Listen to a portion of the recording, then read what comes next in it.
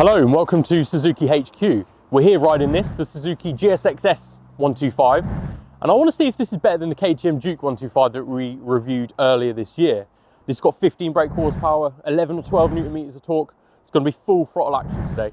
So subscribe to Bike Matters whilst we're here, and let's get out on the road.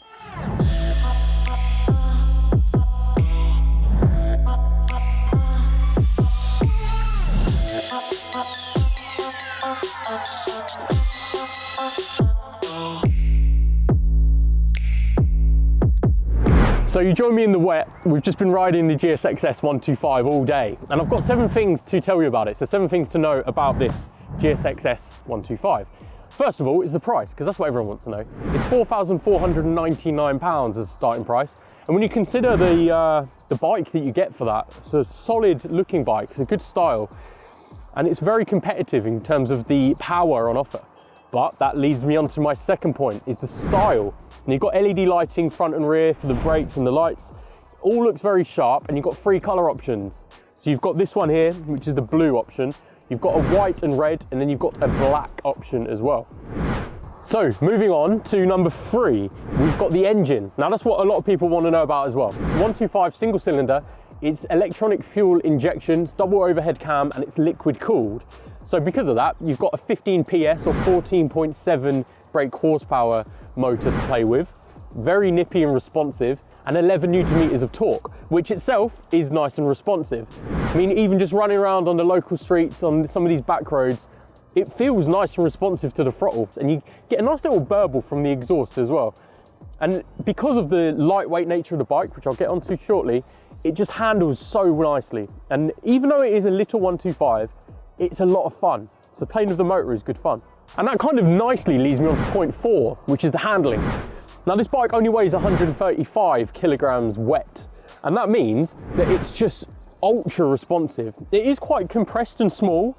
The seat is really nice and big though, and the turning circle of this bike is crazy. You can turn it around in what feels like 1 car parking space, literally full lock, and it's like spins right around. So turning circle is great, and that means that if you're riding in the cities or in busy towns, getting around cars and traffic is going to be absolutely easy on this, which is great. So it's very responsive and handling is superb. But what is handling without braking? So point 5 is the brakes. Front and rear you have disc brakes.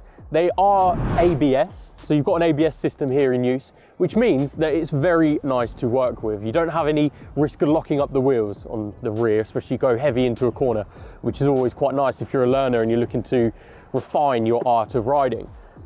The wheels are 17 inches front and rear as well, and they're trod with Dunlop hoops, so they should be very good out of the dealership.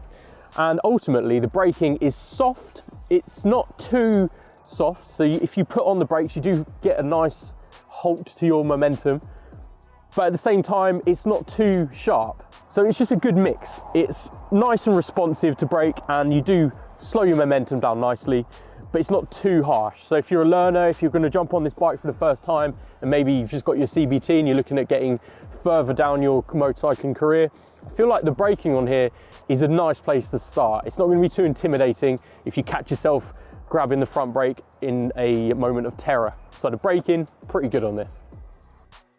Now, when the time comes and you need insurance for your motorcycle or scooter, make sure to get a quote directly with Lexham Insurance by clicking the link in the top right-hand corner.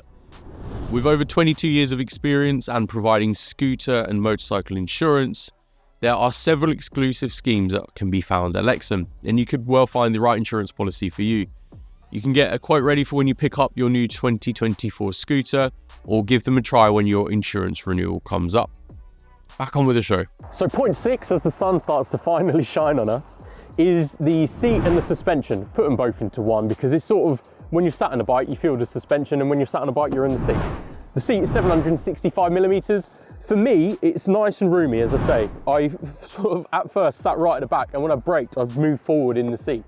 So you could even say there's a bit too much space in the seat. But 765 millimeters does mean that basically anyone's going to be able to jump on this. I'm 6'3", I jumped on this and I fit on it happily. Nice and comfortable for me, and as I say, as I'm a tall rider, I thought looking at this bike, it's quite small and compact, so I might feel a bit cramped, but it was fine. The suspension up front, you've got a telescopic fork, and at the back, you've got a single rear shock, of course, with the swing arm. And ultimately, it's very soft suspension. I weigh about maybe 15 stone, roughly. And I was pretty happy sat here, to be honest. As I say, it felt nice and spacious. It's only a small, narrow little bike, but the suspension felt like it was doing the job nicely. And as I say, when I was doing a few maneuvers and going around some corners, it felt nice and nippy and responsive to my inputs. So if there was like a drain cover coming up, I'd be able to just quickly nip in and out, and it didn't feel like the suspension was throwing any wobblies. And the last thing to know, point 7 about this bike, is the rudimentary and basic electronics. You've just got an LCD dash. It shows you your gear, so you've got a gear indicator on there, and you've got the revs, and of course the odometer, how do you say it? And that's on there too. Nice and basic. You can't pair your phone to it, you can't do anything fancy like that.